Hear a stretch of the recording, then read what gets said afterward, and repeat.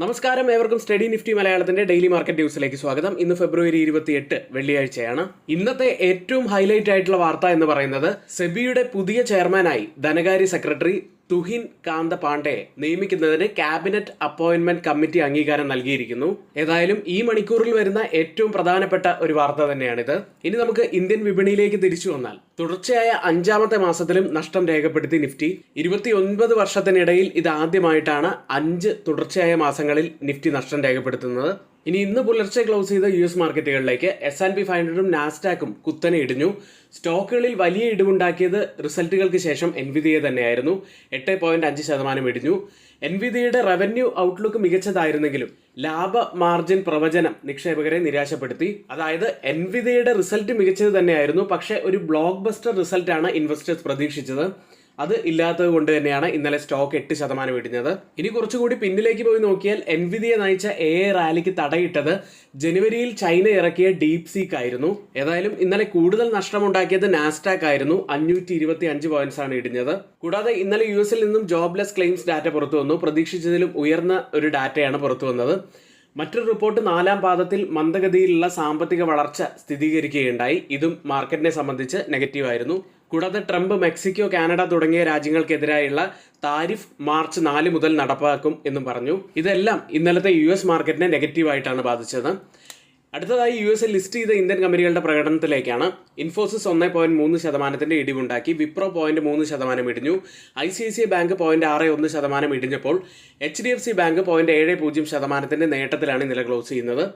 Doctor Reddy 0.69% ഇടിയുകയുണ്ടായി. ഇനി US 10-year treasury bond ഈൽഡുകൾ ഡിസംബറിന് ശേഷം താഴ്ന്ന നിലയിലെത്തി. ഇന്ന് പേഴ്സണൽ കൺസംഷൻ എക്സ്പെൻഡിച്ചർ ഡാറ്റ പുറത്തു വരും. അതും US മാർക്കറ്റിനെ സംബന്ധിച്ച് വളരെ പ്രധാനപ്പെട്ടത് തന്നെയാണ്. ഇനി ഇന്നലെ യൂറോപ്യൻ മാർക്കറ്റുകളും ഇടിഞ്ഞു. കൂടാതെ ഗോൾഡ് നമ്മൾ ഇന്നലെ മോർണിംഗ് വീഡിയോയിൽ നമ്മൾ പ്രത്യേകം പറഞ്ഞതാണ്, ഒന്ന് വാച്ച് ചെയ്യേണ്ടതായിട്ടുണ്ട്. ഒന്നില്ലെങ്കിൽ ഒരു അപ്സൈഡ് ബ്രേക്ക്ഔട്ട് അല്ലെങ്കിൽ ഒരു ഡൗൺ സൈഡിലേക്ക് ഒരു ഫോളോ വരാനുള്ള സാധ്യതകളെ കുറിച്ച് നമ്മൾ സൂചിപ്പിച്ചിരുന്നു. ഗ്രൂപ്പിലും അതിൻ്റെതായ അപ്ഡേറ്റുകൾ നമ്മൾ നൽകിയിരുന്നതാണ്.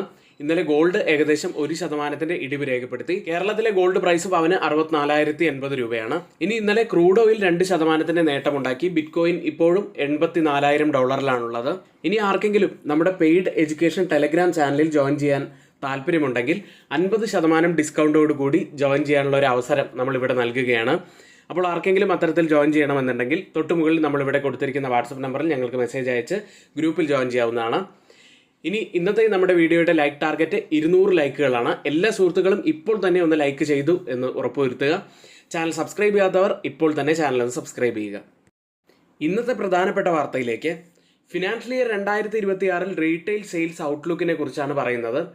ഫിനാൻഷ്യൽ ഇയർ 2025 കഴിഞ്ഞ 10 മാസങ്ങളിൽ റീറ്റെയിൽ വിൽപ്പന 2 മുതൽ 7% ഇടയിൽ വളരുകയുണ്ടായി. 2025 ബഡ്ജറ്റിലെ ആദായ നികുതി വെട്ടിക്കുറച്ചതിനാൽ ഫിനാൻഷ്യൽ ഇയർ 2026 റീറ്റെയിൽ വിൽപ്പന ഉയർന്നേക്കാം.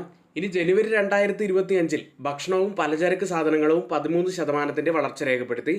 ഡിസംബർ 2024 QSRകൾ, അതായത് ക്വിക്ക് സർവീസ് റെസ്റ്റോറൻറ്റുകൾ 10% ഉയർന്നു. വസ്ത്രങ്ങൾ, സ്പോർട്സ് സാധനങ്ങൾ എന്നിവ 7% വർധനവും രേഖപ്പെടുത്തി. കൂടാതെ ഉത്സവ വിവാഹ സീസണുകൾ വസ്ത്രങ്ങളുടെയും ആഭരണങ്ങളുടെയും വിൽപ്പന വർദ്ധിപ്പിച്ചു.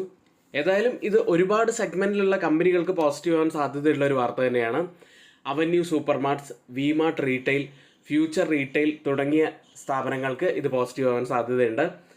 കൂടാതെ ക്വിക്ക് സർവീസ് റെസ്റ്റോറൻറ്റുകൾ ആയ Jubilant food works, Devayani international, burger king India തുടങ്ങിയ കമ്പനികൾക്ക് പോസിറ്റീവ് ആവാൻ സാധ്യതയുള്ള ഒരു വാർത്തയാണ്. ഇനി ഇന്നലെ പുറത്തു വന്ന ഏതാനും കമ്പനികളിലേക്കാണ്. ആദ്യം സനോഫി ഇന്ത്യ. നെറ്റ് പ്രോഫിറ്റിൽ 31% വർധനവ് കമ്പനി രേഖപ്പെടുത്തി. 91.3 കോടി രൂപയിലാണ് പ്രോഫിറ്റ് ഉള്ളത്. റവന്യൂവിൽ 9.7% വർധനവ് രേഖപ്പെടുത്തി. 514.9 കോടി രൂപയിലാണ് ഇയർ ഓൺ ഇയറിൽ റവന്യൂ ഉള്ളത്. കൂടാതെ കമ്പനി ഫൈനൽ ഡിവിഡൻഡായി 117 രൂപയാണ് പ്രഖ്യാപിച്ചത്. മറ്റൊരു കമ്പനി സ്കാഫ്ലർ ഇന്ത്യ എന്ന കമ്പനിയാണ്. നെറ്റ് പ്രോഫിറ്റിൽ ഇയർ ഓൺ ഇയറിൽ 13.2% വർധനവ് രേഖപ്പെടുത്തി. 237.3 കോടി രൂപയിലാണുള്ളത്. റവന്യൂവിൽ 14% വർധനവ് കമ്പനി രേഖപ്പെടുത്തി. 2,136 കോടി രൂപയിലാണ് റവന്യൂ ഉള്ളത്. ഡിവിഡൻഡായി 28 രൂപയാണ് പ്രഖ്യാപിച്ചത്. അടുത്തതായി KSB എന്ന കമ്പനിയാണ്. നെറ്റ് പ്രോഫിറ്റിൽ 33.2% വർധനവ് രേഖപ്പെടുത്തി. 73.1 കോടി രൂപയിലാണ് പ്രോഫിറ്റ് ഉള്ളത്. റവന്യൂവിൽ 20.5% വർധനവ് രേഖപ്പെടുത്തി. 726.4 കോടി രൂപയിലാണ് റവന്യൂ ഉള്ളത്. കമ്പനി ഫൈനൽ ഡിവിഡൻഡായി 4 രൂപയാണ് പ്രഖ്യാപിച്ചത്. അടുത്തത് TVS മോട്ടോഴ്സ് എന്ന കമ്പനി മെക്സിക്കോയിൽ TVS king duromax, TVS king deluxe plus എന്നീ 2 പുതിയ 3 വീലർ മോഡലുകൾ പുറത്തിറക്കി. മറ്റൊരു വാർത്തയുള്ളത് ഇന്നലെ മാർക്കറ്റ് ഹവറിൽ പുറത്തു വന്ന ഒരു പ്രധാനപ്പെട്ട വാർത്ത ആയതുകൊണ്ടാണ് ഇവിടെ ഉൾപ്പെടുത്തിയത്. അൾട്രാടെക് വയർ ആൻഡ് കേബിൾ ബിസിനസ്സിലേക്ക് വരുന്നു എന്ന വാർത്തകൾ ഇന്നലെ പുറത്തു വന്നു. 1800 കോടി രൂപയാണ് വയർ ആൻഡ് കേബിൾ ബിസിനസ്സിനായി നിക്ഷേപിക്കുക. പക്ഷേ ഈ ഒരു കാരണം കൊണ്ട് തന്നെ ഇന്നലെ Polycab, Havells, KEI, RR cable, Finolex industries തുടങ്ങിയ കമ്പനികൾ വലിയ നഷ്ടമാണ് ഉണ്ടാക്കിയത്. അടുത്തത് ജൂപ്പിറ്റർ വാഗൺസ് എന്ന കമ്പനിയാണ്. കമ്പനി ഒഡീഷയിൽ പ്രതിവർഷം 1 ലക്ഷം വീൽ സെറ്റുകൾ നിർമ്മിക്കുന്നതിനായി 2500 കോടി രൂപയുടെ ഫെസിലിറ്റി സ്ഥാപിച്ചതായി കമ്പനി അറിയിച്ചു. അടുത്തത് ടാറ്റ പവർ എന്ന കമ്പനിയാണ്. കമ്പനിയുടെ സബ്സിഡറി ആയിട്ടുള്ള TP സോളാറിന് 632 കോടി രൂപയുടെ പുതിയൊരു contract solar energy corporation of ഇന്ത്യയിൽ നിന്ന് ലഭിച്ചിരിക്കുന്നു. അടുത്തത് വലിയ ഒരു ഓർഡർ ലഭിച്ച മറ്റൊരു കമ്പനി ട്രാൻസ്റെയിൽ ലൈറ്റ്നിങ് എന്ന കമ്പനിയാണ്. കമ്പനിക്ക് 2752 കോടി രൂപയുടെ പുതിയൊരു ഓർഡർ ലഭിച്ചിരിക്കുന്നു. ഇനി ജിൻഡാൽ വേൾഡ് വൈഡ് എന്ന കമ്പനിയുടെ എക്സ് ബോണസ് ഡേറ്റ് ഇന്നാണ്. ഇന്ന് ഡിവിഡൻഡ് എക്സ് ഡേറ്റ് വരുന്ന പ്രധാനപ്പെട്ട ഒരു കമ്പനി പവർ ഫിനാൻസ് കോർപ്പറേഷൻ ആണ്. ഇനി നമ്മുടെ ഓപ്ഷൻ ബേസിക് കോഴ്സിന്റെ ഡീറ്റെയിൽസിലേക്കാണ്. ആർക്കെങ്കിലും നമ്മുടെ ഓപ്ഷൻ ബേസിക് കോഴ്സ്, അതായത് 4 ദിവസം കൊണ്ട് എല്ലാ ഓപ്ഷൻസിന്റെ ബേസിക് ആയിട്ടുള്ള കാര്യങ്ങളും പറഞ്ഞു തരുന്ന ഒരു കംപ്ലീറ്റ് ആയിട്ടുള്ള ഒരു കോഴ്സ്, അതിൽ നിങ്ങൾക്ക് ജോയിൻ ചെയ്യണമെന്നുണ്ടെങ്കിൽ വെറും 1000 രൂപ മാത്രമാണ് ഫീസായിട്ട് വരുന്നത്. താല്പര്യമുള്ളവർക്ക് ഇപ്പോൾ തന്നെ മുകളിൽ കൊടുത്തിരിക്കുന്ന വാട്സപ്പ് നമ്പറിൽ മെസ്സേജ് അയച്ച് ആ ഗ്രൂപ്പിൽ ജോയിൻ ചെയ്യാവുന്നതാണ്. അടുത്തതായി FID ആക്ടിവിറ്റിയിലേക്കാണ്. FIS ഇന്നലെ അവരുടെ സെല്ലിംഗ് നല്ലവണ്ണം കുറച്ചു കൊണ്ടുവന്നു. 557 കോടി രൂപയ്ക്കാണ് അവർ സെല്ല് ചെയ്തത്. DIS ആവട്ടെ 1727 കോടി രൂപയ്ക്ക് ബൈ ചെയ്തു. വരുന്ന ദിവസങ്ങളിലും FISന്റെ സെല്ലിംഗ് കുറഞ്ഞു വരുന്നുണ്ടോ എന്ന് തന്നെയാണ് നമുക്ക് കാത്തിരുന്ന് കാണേണ്ടത്. ഏഷ്യൻ മാർക്കറ്റുകളിലേക്ക് ഇന്നലെ ക്ലോസ് ചെയ്ത US മാർക്കറ്റുകൾ വലിയ നഷ്ടം രേഖപ്പെടുത്തിയതോടെ ഇന്ന് ഓപ്പൺ ചെയ്ത ഏഷ്യൻ മാർക്കറ്റുകളും വലിയ നഷ്ടത്തിൽ തന്നെയാണ്. ജപ്പാൻ മാർക്കറ്റ് നിക്കി 2.5% ഇടിവിൽ ട്രേഡ് ചെയ്യുന്നു. KOSPI market 2.23% ഇടിവിൽ. സിംഗപ്പൂർ മാർക്കറ്റ് 0.39% ഇടിവിലുമാണ് ഇപ്പോൾ ട്രേഡ് ചെയ്യുന്നത്. ഗിഫ്റ്റ് നിഫ്റ്റി ഇപ്പോൾ ഉള്ളത് 22,534 എന്ന നിലയിലാണ്. അതായത് ഇന്ന് നിഫ്റ്റിയിൽ നമുക്ക് 100 പോയിന്റ്സിന്റെ ഒരു ഗ്യാപ് ഡൗൺ ഓപ്പണിങ്ങിനാണ് സാധ്യതയുള്ളത്. അടുത്തതായി ക്രൂഡ് ഓയിലിലേക്ക്. വെനിസ്വേലയിൽ പ്രവർത്തിക്കുന്ന ഷെവ്രോണിന്റെ license US president Donald Trump റദ്ദാക്കിയതിനെ തുടർന്ന് വ്യാഴാഴ്ച എണ്ണവില 2% മുകളിൽ ഉയരുകയുണ്ടായി. വിതരണ ആശങ്കകൾ ഉയർന്നതാണ് ഇന്നലത്തെ നേട്ടത്തിന് കാരണമായത്. ബ്രന്റ് ഫ്യൂച്ചേഴ്സ് ഇപ്പോൾ ട്രേഡ് ചെയ്യുന്നത് $73.29 പെർ ബാരൽ എന്ന നിലയിൽ 0.04% ഇടിവിലാണ്.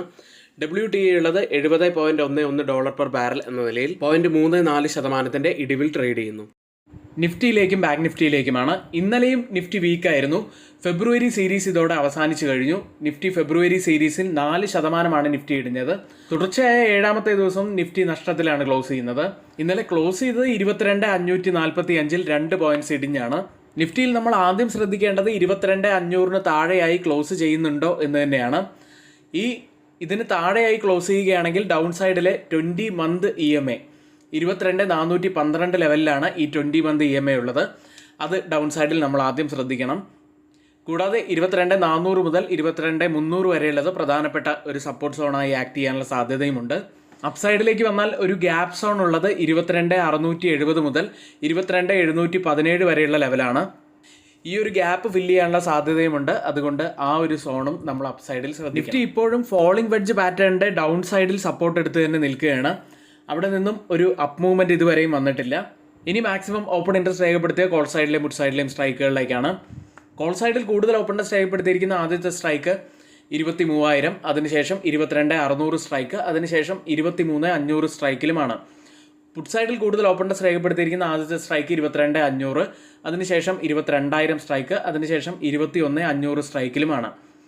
ഈ പറഞ്ഞ ഓപ്പൺ ഇൻട്രസ്റ്റ് ഡാറ്റ പ്രകാരം റെസിസ്റ്റൻസ് ആവാൻ സാധ്യതയുള്ളത് 22,600-ഉം സപ്പോർട്ട് ആവാൻ സാധ്യതയുള്ളത് 22,500. അടുത്തതായി change in open interest data പ്രകാരം കോൾ സൈഡിലും പുട്ട് സൈഡിലും വന്ന വ്യത്യാസങ്ങളാണ്. 22,500 സ്ട്രൈക്കിൽ 50% വർധനവ് പുട്ട് സൈഡിൽ ലോങ് ബിൽഡപ്പ്, കോൾ സൈഡിൽ 55% വർധനവ് ഒരു ഷോർട്ട് ബിൽഡപ്പ് കാണാം. 22,450 സ്ട്രൈക്കിൽ 76% വർധനവ് പുട്ട് സൈഡിൽ ലോങ് ബിൽഡപ്പ് തന്നെ. എന്നാൽ 58% വർധനവ് മാത്രമാണ് ഒരു ഷോർട്ട് ബിൽഡപ്പാണ് കോൾ സൈഡിൽ കാണുന്നത്. 22,550 സ്ട്രൈക്കിൽ 236% വർധനവ് പുട്ട് സൈഡിൽ ലോങ് ബിൽഡപ്പ്, കോൾ സൈഡിൽ 600% വർധനവ് ഒരു ഷോർട്ട് ബിൽഡപ്പും കാണാം. ഈ 3 സ്ട്രൈക്കും കമ്പയർ ചെയ്യുമ്പോൾ മാർക്കറ്റിനെ താഴേക്ക് കൊണ്ടുപോകാൻ കഴിവുള്ള കോൾ സെല്ലേഴ്സ് നല്ല സ്ട്രോങ് ആയി നിൽക്കുന്നത് 22,500 സ്ട്രൈക്കിലും 550 സ്ട്രൈക്കിലുമാണ്. എന്നാൽ 22,450 സ്ട്രൈക്കിൽ മാർക്കറ്റിനെ മുകളിലേക്ക് കൊണ്ടുപോകാൻ കഴിവുള്ള പുട്ട് സെല്ലേഴ്സ് സ്ട്രോങ് ആയി നിൽക്കുന്നു എന്ന് കാണാം. ബാങ്ക് നിഫ്റ്റി ഇന്നലെ പോസിറ്റീവിലാണ് ക്ലോസ് ചെയ്യുന്നത്. 48,743 135 പോയിന്റ്സ് ഉയർന്നാണ് ക്ലോസ് ചെയ്യുന്നത്. പക്ഷേ ഇന്നലത്തെ ക്യാൻഡിൽ സൂചിപ്പിക്കുന്നത് ഒരു ഡോജി ക്യാൻഡിലാണ് ഡെയിലി ചാർട്ടിൽ ഫോം ആയിരിക്കുന്നത്. ഇൻഡിസിഷൻ തന്നെയാണ് അത് സൂചിപ്പിക്കുന്നതും. അപ്സൈഡിൽ ഇപ്പോൾ കാണുന്ന ഈ ഒരു റെസിസ്റ്റൻസ് ലൈൻ കൂടി ബ്രേക്ക് ചെയ്യേണ്ടതായിട്ടുണ്ട്. അങ്ങനെയാണെങ്കിൽ ആദ്യത്തെ ഒരു റെസിസ്റ്റൻസ് എന്ന് പറയുന്നത് 48,952 തന്നെയാണ്. ഇന്നലത്തെ ഹൈയും ഏകദേശം ആ ഒരു ലെവലിൽ തന്നെയായിരുന്നു. അതിനുശേഷം ആ ഒരു സോൺ ബ്രേക്ക് ചെയ്യുകയാണെങ്കിൽ 49,740 ആയിരിക്കും അടുത്ത ഒരു റെസിസ്റ്റൻസ് ഏരിയ നമുക്ക് കാണാൻ കഴിയുന്നത്. ഡൗൺ സൈഡിലേക്ക് വന്നാൽ 48,041 പ്രധാനപ്പെട്ട ഒരു സപ്പോർട്ട് ആവാനും സാധ്യതയുണ്ട്. അടുത്തതായി മാക്സിമം ഓപ്പൺ ഇൻട്രസ്റ്റ് രേഖപ്പെടുത്തിയ കോൾ സൈഡിലെയും പുട്ട് സൈഡിലെയും സ്ട്രൈക്കുകളിലേക്കാണ്. 49,000 കോൾ സൈഡിൽ കൂടുതൽ ഓപ്പൺ ഇൻട്രസ്റ്റ് ഉള്ളത്. അതിനുശേഷം 51,000 സ്ട്രൈക്കിലും അതിനുശേഷം 50,000 സ്ട്രൈക്കിലുമാണ്. പുട്ട് സൈഡിൽ കൂടുതൽ ഓപ്പൺ ഇൻട്രസ്റ്റ് രേഖപ്പെടുത്തിയിരിക്കുന്ന ആദ്യത്തെ സ്ട്രൈക്ക് 48,000, അതിനുശേഷം 46,000 സ്ട്രൈക്ക്, അതിനുശേഷം 47,000 സ്ട്രൈക്കിലുമാണ്. ഈ പറഞ്ഞ ഓപ്പൺ ഇൻട്രസ്റ്റ് ഡാറ്റ പ്രകാരം ഒരു റെസിസ്റ്റൻസ് ആവാൻ സാധ്യതയുള്ളത് 50,000, സപ്പോർട്ട് ആവാൻ സാധ്യതയുള്ളത് 48,000. ഇന്ത്യ വിക്സിലേക്ക് വന്നാൽ തുടർച്ചയായ 7ാമത്തെ ദിവസമാണ് ഇന്ത്യ വിക്സ് ഇടിയുന്നത്. 2 മാസത്തെ ഏറ്റവും താഴ്ന്ന നിലയിലാണ് ഇപ്പോൾ ട്രേഡ് ചെയ്യുന്നതും. ഇന്നലെ ക്ലോസ് ചെയ്യുന്നത് 13.31-ൽ 2.97% ഇടിഞ്ഞാണ്. ഇന്ത്യ വിക്സിലും ഒരു റിവേഴ്സൽ ഉണ്ടാകുമോ ഒന്നുകൂടി ഒന്ന് വാച്ച് ചെയ്യേണ്ടതാണ്. ഇന്നത്തെ ഏറ്റവും പ്രധാനപ്പെട്ട കുറച്ച് കാര്യങ്ങളിലൂടെയാണ് നമ്മളിവിടെ കടന്നുപോയിരിക്കുന്നത്.